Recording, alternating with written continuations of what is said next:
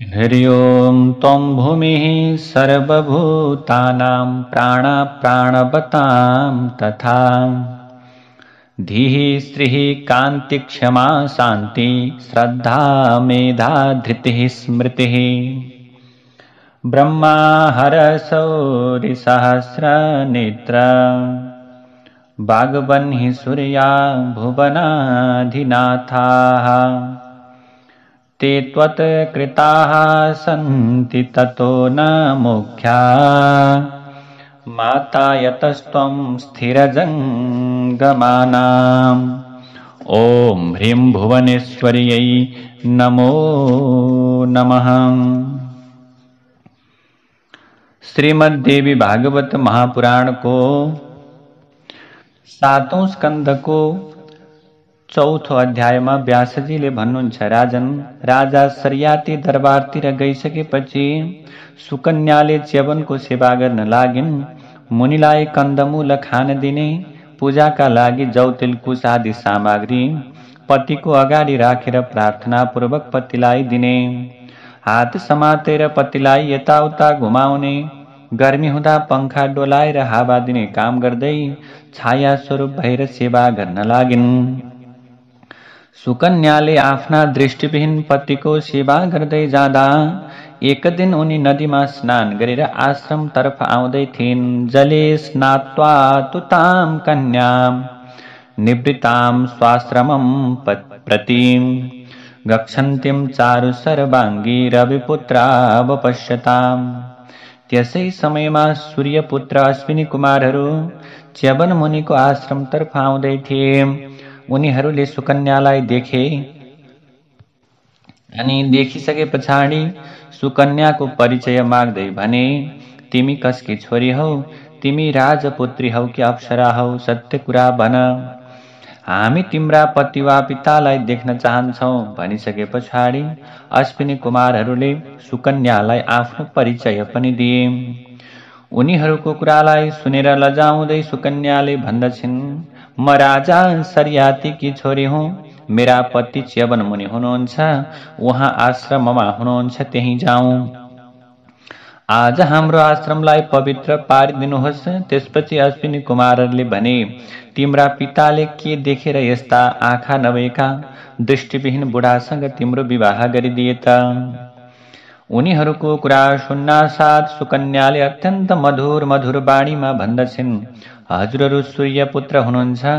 हजुरहरूले एउटी सती स्त्रीको अगाडि यस्तो कुरा गर्नु कदापि राम्रो होइन।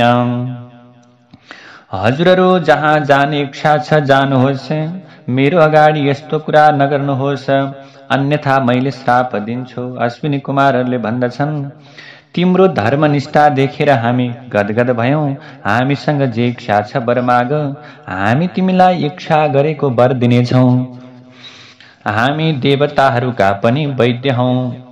तिम्रा पतिलाई एक युवक पुरुष बनाइदिन सक्छौं। तिम्रा पतिलाई हामी सरह बनाइदिएपछि तिमीले पनि 3 जना मध्ये 1 जनालाई पति चुन्नु पर्नेछ। सुकन्याले अश्विनी कुमारको सबै कुरा च्यवनलाई भनिन्। च्यवनले भन्दछन्, कान्ते, अश्विनी कुमारको कुरा मान, उनीहरूलाई यहाँ लिएर आओ। सुकन्याले अश्विनी कुमारहरूलाई आश्रममा बोलाइन्। आश्रममा आइसकेपछि उनीहरूको च्यवन मुनिसँग परिचय भयो। उनीहरू च्यवनको उपचार गर्न उनलाई लिएर सरोवरतर्फ गए। 3 जनाले एकैसाथ सरोवरमा डुबुल्की लगाए। बाहिर निस्कँदा 3 जना समान रूपमा युवक भए। आश्रममा आइसकेपछि उनीहरूले सुकन्यालाई भन्दछन्, लौ अब हामी 3 जना मध्ये 1 जनालाई तिमीले पतिका रूपमा, स्वामीका रूपमा स्वीकार गर। अब यो प्रकारको कुरालाई श्रवण गरिसके पछाडि सुकन्याको मनमा सन्देह भयो। 3 जना बराबर स्वरूप, बराबर प्रकारको उचाइ, बराबर आकार प्रकारका व्यक्तिहरू छन्। सुकन्याले पतिलाई चिन्न सकिनन् अनि उनी देवी भगवतीको शरणमा परिन्। प्रसमक्षतुतो तान् सर्वान् ब्रवीबालां स्वकं पतिम् वृथेत च्यवने देवौ सन्तुष्टौ तौ बभूवतु। यसरी देवीको कृपाले देवीको शक्तिले गर्दा वास्तविक पति च्यवनलाई नै उनले हात समातिन्। अश्विनी कुमारहरू सन्तुष्ट भए। च्यवन नाम गरेका ऋषिले पनि अत्यन्त खुसी हुँदै हुँदै अश्विनी कुमारलाई भन्दछन्, म हजुरहरूको के प्रकारले सेवा गरौँ प्रभु। त्यसपछि प्रभु अश्विनी कुमारहरूले भन्दछन्, प्रभु च्यवनजी, देवताहरूको पंक्तिमा बसेर सोमपान गर्ने हाम्रो अभिलाषालाई पूर्ण गरिदिनुहोस्। उनीहरूको कुरालाई सुनेर च्यवनले भन्नुहुन्छ, म हजुरहरूलाई सोमरस पिउने अधिकारी अवश्य बनाउनेछु। अहिले चाहिँ हजुरहरू स्वर्गतर्फ जानुहोस्। अब प्रभु जनमेजयले प्रश्न गर्नुहुन्छ, व्यासजी, च्यवनले अश्विनी कुमारहरूलाई सोमरस पिउने अधिकारी कसरी बनाए? व्यासले भन्नुहुन्छ, राजन, एक समयको कुरा हो। सर्याती पत्नीले दुखी हुँदै भनिन्, स्वामी, एक अन्धा मुनिलाई छोरी दिनुभयो। म एकपटक छोरीलाई हेर्न चाहन्छु। च्यवनको आश्रमबाट छोरीलाई ल्याइदिनुहोस्। त्यसपछि सर्याती रानीलाई लिएर च्यवनको आश्रमतर्फ गए। उनीहरूले त्यहाँ एक नवयुवक मुनिलाई देखे अनि त्यस पछाडि मैले त वृद्ध व्यक्तिसँग विवाह गरिदिएको, यी कसरी युवक अथवा यी युवक चाहिँ को हुन्? क्व मुनि च्यवन पुत्री वृद्धोन्दश्चापसोत्तम कोयम युवा मदोन्मत्त सन्देहोत्र महान मम। सर्यातीको मनमा बुढा च्यवन मरेछन् र सुकन्याले अर्कै युवकलाई पतिका रूपमा स्वीकार गरिछन् भन्ने प्रकारको भान पर्यो। सर्यातीले छोरीलाई सोधे, तिमी यो के गर्यौ? मुनि च्यवन कहाँ गए? यो युवक चाहिँ को हो? त्यसपछि सुकन्याले अत्यन्त हाँस्दै भन्दछिन्, ये युवक हजुरका ज्वाइँ च्यवन हुनुहुन्छ। राजा मुनिका चरण समात्न पुगे। राजाले च्यवनको उपचारका विषयमा सोद्धछन्। च्यवनले अश्विनी कुमारहरूबाट उपचार भएको सबै प्रकारको कुरा यथार्थ बताए। त्यसपछि च्यवनले सर्यातीलाई भने, महाराज, म हजुर कहाँ एउटा यज्ञ गर्छु। मेरो प्रयासद्वारा अश्विनी कुमारहरूलाई सोमरस पिउने अधिकारी बनाउँछु। च्यवनले यज्ञ गरेर अश्विनी कुमारहरूलाई सोमरस पिलाउने प्रकारको कर्म गरे। यसरी उनीहरूलाई सोमरस पियाएको कारण इन्द्र नाम गरेका राजा के गरे च्यवन नाम गरेका ऋषिसँग रिसाए। उनले च्यवनलाई मार्छु भन्न लागे। इन्द्रले च्यवनमाथि अस्त्र चलाए। च्यवनले अस्त्रलाई स्तम्भित गरिदिए। रिसाएका च्यवनले तपोबलबाट एक कृत्या उत्पन्न गरे। उनले इन्द्रलाई पनि मार्ने विचार गरे। त्यहाँ भयंकर प्रकारको युद्ध हुन लाग्यो। इन्द्रका हातहरू स्तम्भित भए, हल्न चल भए। हात चल्न बन्द भएपछि इन्द्रले गुरु बृहस्पतिको स्मरण गरे। बृहस्पतिले इन्द्रलाई भने, तिमी च्यवनको शरणमा गयो भने मात्र तिम्रो कल्याण हुनेछ। त्यसपछि के भयो त भने इन्द्र च्यवनको शरणमा गए। शरणपर्न आएका इन्द्रलाई देखेर च्यवनको क्रोध शान्त भयो। च्यवनले सर्याती कहाँ यज्ञ गराए। यज्ञ पूर्ण भइसकेपछि बचेको सोमरस उनले इन्द्रलाई पिलाए। त्यसपछि अश्विनी कुमारहरूलाई पिउने आज्ञा दिए। यज्ञ पूर्ण भइसकेपछि राजा सर्याती अत्यन्त खुसी भए। राजा सर्यातीको पनि पत्नी आनर्तबाट एक छोरा जन्मे। उनको नाम रेवत भयो। रेवत सोमरथ समरथ भइसकेपछि उनको विवाह भयो। उनको एक छोरी पनि थिइन्। छोरी प्रभु विवाह योग्य भइसकेपछि उनले छोरीका लागि उपयुक्त प्रकारको वर खोज्न लागे। छोरीका लागि वर खोज्ने क्रममा उनले ब्रह्मलोकतर्फ जाने विचार गरे। अब जनमेजयले प्रश्न गर्नुहुन्छ, प्रभु, रेवत छोरीलाई लिएर ब्रह्मलोक गएर उनले ब्रह्मासँग के भने प्रभु विवाह कोसँग गरिदिए? व्यासले भन्नुहुन्छ, रेवतले ब्रह्मलोक पुगेर ब्रह्मालाई भने, प्रभु, म यो छोरीको विवाह कसका साथमा गरिदेऊ? रेवतको कुरालाई सुनेर ब्रह्माले हाँस्दै भन्नुभयो, राजन, यस समयमा चन्द्रवंशी राजाले जहाँ राज्य गर्दछन् त्यस राज्यलाई मथुरापुरी भनिन्छ। राजा उग्रसेन त्यहाँका शासक हुन्। ययाति वंशमा उनको जन्म भएको हो। मथुरा मण्डल उनको अधीनमा थियो। उनका छोराको नाम कंस थियो।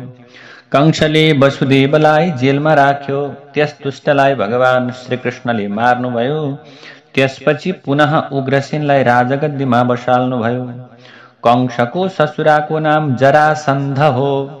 श्रीकृष्णले कंसलाई मार्नु भएको हुँदा त्यसको बदला लिन उसले श्रीकृष्णसँग युद्ध गर्न लाग्यो।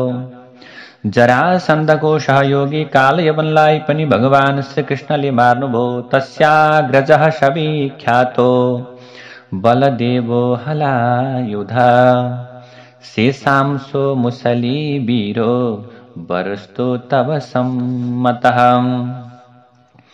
हल र मुसलधारी बलराम भगवान श्रीकृष्णका दाजु हुन्। उनै तिम्रो छोरीका लागि उपयुक्त वर छन् प्रभु, छोरी उनैलाई देऊ। ब्रह्माको उपयुक्त राय सल्लाह लिइसकेपछि रेवत तत्कालै छोरीलाई लिएर द्वारकातर्फ गएर छोरीको विवाह बलरामसँग गरिदिए। केही समयपछि राजा रेवतले गंगा तटमा प्राण त्याग गरे। अब जनमेजयले प्रश्न गर्नुहुन्छ, व्यासजी राजा रेवत छोरी लिएर ब्रह्मलोकमा 108 युगसम्म बसे, तर राजा किन बुढा भएनन्? यति धेरै आयु उनले कसरी प्राप्त गरे? प्रश्नलाई सुनेपछि व्यासले भन्नुहुन्छ, राजन रेवत ब्रह्मलोकमा छँदा सर्याती वंशको सत्ता नष्ट भइसकेको थियो। पुनः क्षुभ नामका मनुबाट प्रतापी पुत्र इक्ष्वाकुको जन्म भयो। इक्ष्वाकुका पनि 100 पुत्र भए। जेठा विकुक्षी भए। इक्ष्वाकु अयोध्याका राजा थिए। इनका पुत्र विकुक्षीले अयोध्याको शासन गर्न लागे। इनका छोरा ककुत्स भए। ककुत्सले अयोध्याको राज्यभार लिएको समय दैत्यहरूबाट पराजित भएका देवताहरू भगवान विष्णुको शरणमा गएका थिए। भगवानले देवताहरूलाई भन्नुभयो, तिमीहरू ककुत्थलाई मित्र बनाऊ, दैत्यहरूलाई उनले मार्न सक्नेछन्। त्यसपछि देवताहरूले ककुत्स्थ कहाँ पुगेर प्रार्थना गरे। ककुत्स्थले भने, देवताहरू म इन्द्रमाथि चढेर संग्राममा जान्छु, त्यसपछि दैत्यहरूसँग मेरो युद्ध हुन्छ। देवताहरूले इन्द्रलाई भने, त हजुर लज्जा त्याग गरेर नरेशको वाहन बन्ने कृपा गर्नुहोस्। इन्द्र महाराज अत्यन्त संकोचमा परेर लजाए। विष्णु भगवानले वाहन बन्न भनेपछि उनले गोरुको रूप धारण गरे। त्यसैमाथि सवार भएर ककुत्स्थ युद्धतर्फ गए। यही कारण ककुत्स्थको नाम इन्द्रवाह, दैत्यमाथि विजय पाएको हुँदा पुरञ्जय भयो। ककुत्स्थका अरू धेरै नाम भए। ककुत्स्थकी पत्नी अनिनाबाट उनका पराक्रमी छोरा पृथु जन्मे। पृथुका छोरा विश्वरन्दी भए। विश्वरन्दीबाट चन्द्रमाको जन्म भयो। चन्द्रमाका छोरा युवनाश्व भए। यिनीबाट राजा मानधाताको उत्पत्ति। पिताको पेट फोरेर मानधाताको जन्म भएको थियो। यसको कारण थियो राजा युवनाश्व सन्तानहीन थिए। यिनका 100 पत्नी थिए। सन्तान प्राप्तिका लागि यिनले पुत्रेष्टि यज्ञ गरे। यज्ञ गरेकै रातिमा राजालाई त्रिखा लागेछ। सबै सेवकहरू निदाएका हुँदा राजाले स्वयं जल खान खोज्ने क्रममा पुत्र कामनाका लागि अभिमन्त्रित यज्ञको जल पान गरेछन्। त्यसबाट राजाको गर्भ रहन गयो। महिना पुरा भइसकेपछि राजाको दाहिने कोखा चिरेर बच्चा जन्माइयो। जन्मेको बालक दूधका लागि रुन लाग्यो। इन्द्रले तत्काल आफ्नो तर्जनी औलो बालकको मुखमा राखिँदै भने, म बालकको धाई बन्छु। यही कारण बालकको नाम मानधाता भयो। मानधाता अत्यन्त बलवान राजा भए। तदेन्द्रो देशिनीं प्रादान माम धात्येद् वद वचा शोभवद बलवान राजा मानधाता पृथ्वीपति। यसरी मानधाता नाम गरेका अत्यन्त बलवान राजा भए। अब व्यासले भन्नुहुन्छ, राजन मानधाता अत्यन्त चक्रवर्ती राजा भए।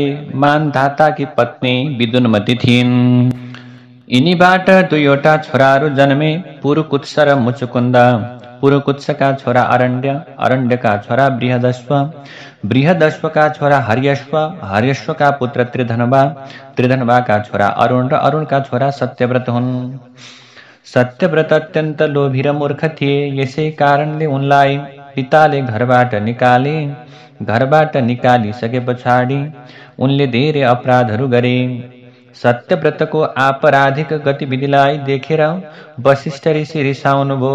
वशिष्ठले उनलाई श्राप दिँदै तेरो नाम त्रिशङ्कु हुनेछ भनेर भने। वशिष्ठको श्राप पाएका कारण सत्यव्रतलाई एकजना मुनिपुत्रले देवी भगवतीको अत्यन्त सुन्दर मन्त्र बताएकी। श्रापबाट मुक्त हुन उनले देवीको आराधना गर्न लागे। उनले ब्राह्मणलाई साधना पूर्ण गराइदिन भने, तर उनको कुरा कसैले पनि मानेन। त्यसपछि सत्यव्रतले चिन्ता गर्दै भने, मेरो जीवनलाई धिक्कार छ। मलाई पिताले घरबाट निकालिदिनु भयो। म मुनिको श्रापबाट ग्रस्त भएर पिशाच योनिमा छु। म त बाँच्नुभन्दा मर्नु नै ठिक छ। उनी चिता बनाएर आगोमा पस्न खोजे। त्यहाँ तत्काल भगवती प्रकट हुनुभयो। आगोमा नपस बाबु, तिम्रा पिता वृद्ध भएका छन्। उनले तिमीलाई राज्य सुम्पा गरेर वनमा जाने विचार गरेका छन् भनेर देवीले भन्नुभयो। देवीले भन्नुहुन्छ, तिमीलाई लिनका निम्ति सेवकहरू पनि आउँदैछन्। यसो भनेर देवी भगवती त्यहाँबाट अन्तर्ध्यान हुनुभयो। यता राजा अरुणले मन्त्रीलाई आदेश दिए, सत्यव्रतलाई दरबारमा ल्याऊ। उसको राज्याभिषेक गरेर म वनतर्फ लाग्छु। मन्त्रीहरूले सत्यव्रतलाई दरबारमा लगे। राजा अरुण सत्यव्रतलाई ज्ञान दिन लागे। उनले भन्दछन्, बाबु, न विश्वेस्तस्त्रियं क्वापि स्त्रैणं द्युतरतं नरं द्युते मध्ये तथा गे नूनं बारवधूषु छ। दुष्टको संगत नगर्नु, ठुला ठुला यज्ञमा संलग्न रहनु, महर्षिहरूको सत्कार गर्नु बाबु, जुवाडीहरूमा विश्वास नगर्नु, वेश्यावृत्ति गर्ने, अश्लील प्रकारका कर्म गर्ने कर्मबाट जोगिनु बाबु, ब्राह्मण र गाईको अनादर कहिल्यै नगर्नु, सधैँ आदर गर्नु। यसरी माथिको उपदेश सुनेपछि सत्यव्रतले भन्दछन्, ठिक छ पिताजी, म त्यसै गर्नेछु। सत्यव्रतको राज्याभिषेक गरेपछि वानप्रस्थ आश्रममा प्रवेश गर्दै राजा अरुणले दरबारलाई छाडे। यिनै त्रिशङ्कु अर्थात् सत्यव्रतका छोरा हरिश्चन्द्र भए। त्रिशङ्कुले राज्यकाल पूरा गरेपछि छोरा हरिश्चन्द्रको राज्याभिषेक गरे। अब जनमेजयले प्रश्न गर्नुहुन्छ, व्यासजी, त्रिशङ्कु चाण्डाल योनिबाट कसरी पूर्ण भए? उनी चाण्डाल योनिमा जन्मेका थिए, कसरी मुक्त? अथवा उनी चाण्डाल योनि उनको भएको थियो, चाण्डालको स्वरूप भएको थियो, कसरी मुक्त भए? व्यासले भन्नुहुन्छ, राजन, एक समयको कुरा हो। विश्वामित्र नाम गरेका ऋषि तपस्या पूरा गरेर पत्नी र पुत्रलाई हेर्ने विचारले आश्रम तर्फ आए। उनले पत्नीलाई भने, सुलोचनी, देशमा घोर अनिकाल परेको थियो। अन्नको अभावमा तिमीले बालकहरूको पालन र पोषण कसरी गर्यौ? पत्नीले भनिन्, स्वामी, मेरो दशा सुन्नुहोस्। अन्नको अभावले गर्दा बालकहरूलाई खुवाउन कठिन भयो।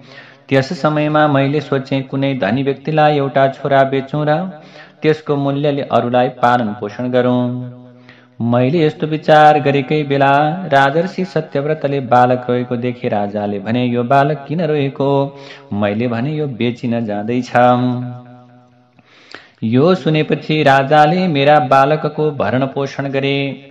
मेरो कृपाले, मेरो कारणले राजा सत्यव्रतलाई वशिष्ठले श्राप दिए। मेरो कारणले गर्दा राजा सत्यव्रतलाई वशिष्ठले श्राप दिए। उनले राजा सत्यव्रतलाई त्रिशङ्कु हुने, पिशाच हुने प्रकारको नाम राखे। यो सुनेपछि विश्वामित्रले भने, म राजा सत्यव्रतलाई श्राप मुक्त गराउँछु। मत्कृते त्वं महीपाल सप्तोषि मुनिना यता वाञ्छितं ते करिष्यामि ब्रूहि किं करवाण्यहम्। विश्वामित्र त्रिशङ्कु भएको ठाउँमा गए। अब प्रभु, उनले त्रिशङ्कुलाई भने, राजन, मेरो कारणले गर्दा वशिष्ठको श्रापमा परेर तिम्रो यो दशा भयो। भन, म तिमीलाई कुन काम गरौँ? तिमीलाई मुक्त गराउनका निम्ति तिम्रो कुन प्रकारको कामलाई मैले सम्पन्न गरौँ? त्रिशङ्कुले भन्दछन्, पूर्व समयको कुरा हो महाराज।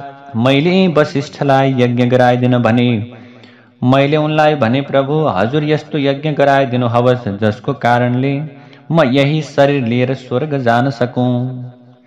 मेरो कुरा सुन्नासाथ वशिष्ठले भने, त यही शरीरले कसरी स्वर्ग जान सक्छस् ए मूर्ख? त यसै समय चाण्डाल राक्षसी योनिमा जा।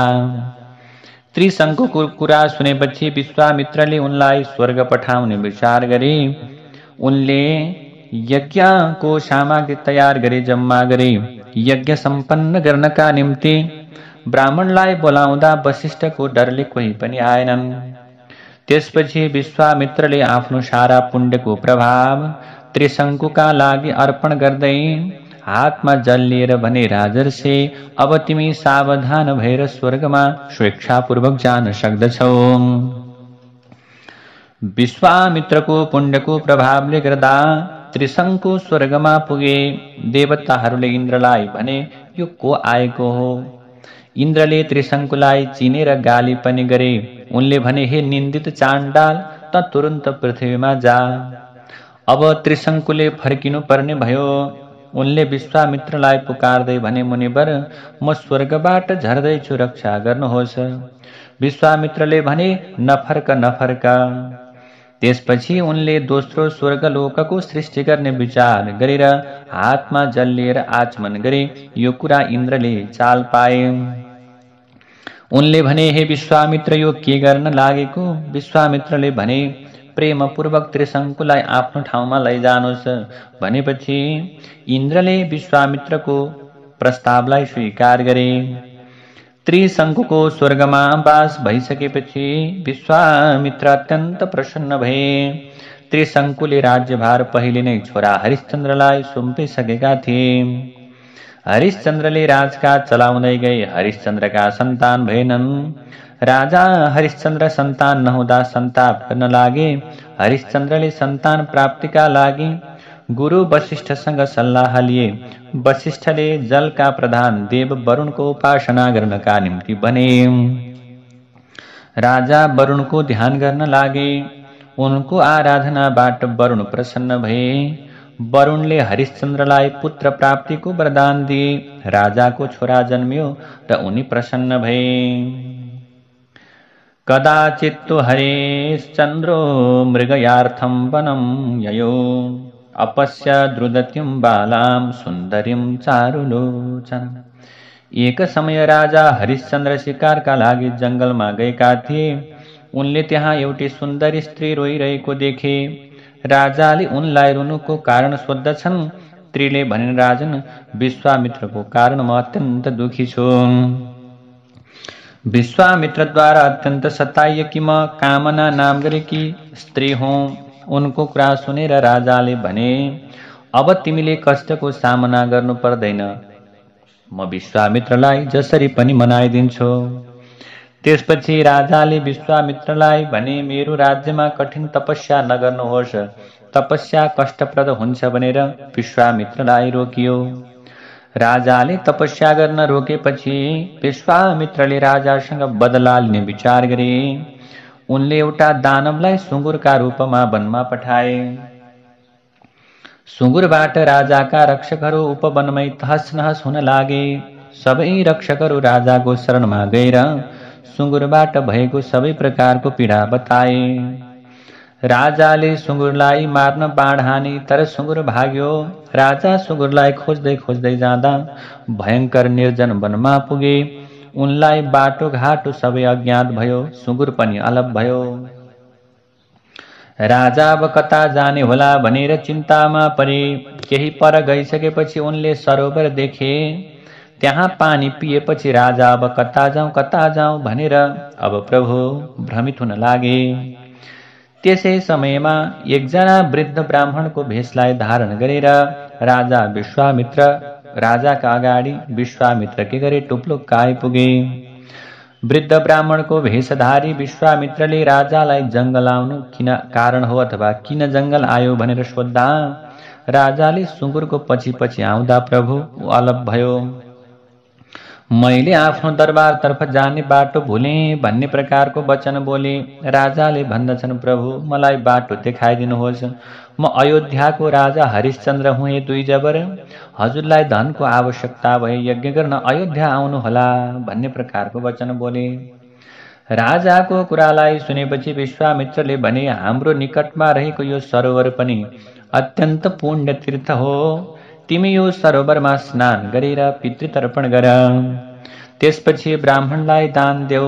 स्नानबाट नुहाएपछि अथवा नुहाइसकेर पवित्र भइसकेपछि तर्पण कार्य सम्पन्न गरिसकेपछि राजाले ब्राह्मणलाई भने, ब्राह्मण देव, हजुर जे भन्नुहुन्छ म दान दिन तयार छु।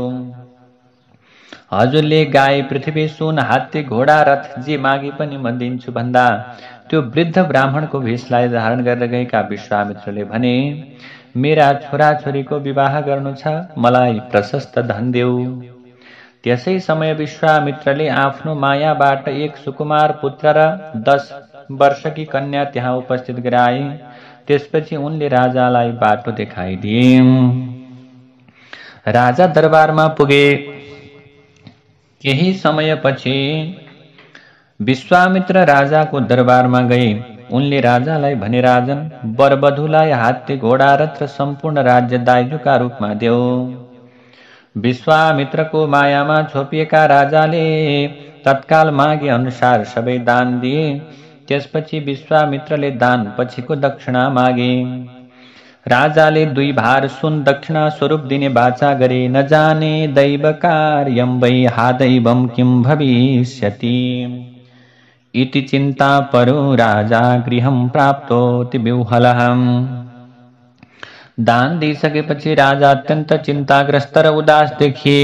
चिन्ताग्रस्त राजालाई देखेर रानीले सोधिन्, राजन, हजुर के कारणले यस्तो चिन्ताले ग्रस्त हुनुहुन्छ? चिन्तातुर राजाले बिहानको सन्ध्यावन्दन सम्पन्न गर्न लागेको समयमा वाचा गरेको सुनको दक्षिणा लिनका निम्ति विश्वामित्र टोप्लोक आइपुगे। राजाले भने, मुनिवर, मेरो सर्वस्व हजुरलाई सुम्पिसके, अब मसँग केही पनि छैन। जुन समय मसँग धन आउनेछ त्यस समय हजुरलाई दक्षिणा दिनेछु। विश्वामित्रसँग कुरा सकेपछि राजाले छोरा रोहित र पत्नी माधवी अर्थात् शैब्यालाई भने, मैले यी ब्राह्मणलाई हामी 3 जनाको शरीर बाहेक अरू सर्वस्व दान दिइसके। अब हाम्रो यहाँ दान दिनका निम्ति केही पनि छैन। त्यसै कारणले यो ठाउँ छोडेर कुनै गहन वनमा गएर बस्नु पर्दछ। यो सबै वृत्तान्त पूर्ववासी प्रजाले पनि थाहा पाए। उनीहरू ब्राह्मणको घोर निन्दा गर्न लागे। राजा हरिश्चन्द्र पत्नी र छोरा सहित नगर छाडेर जान लागेको समयमा विश्वामित्र टुप्लुक्क त्यही आए। उनले राजालाई भने, मेरो दक्षिणा दिएर मात्र जाऊ। राजाले हात जोडेर बिन्ती गर्दै रुँदै भन्दछन्, ब्राह्मणदेव, केही समय मेरा लागि पर्खिदिनुहोस्। देवी प्रपन्नार्ति हरे प्रसीद प्रसीद मातर जगतोऽखिलस्य प्रसीद विश्वेश्वरि पाहि विश्वम् त्वमीश्वरी देवी चराचरस्य।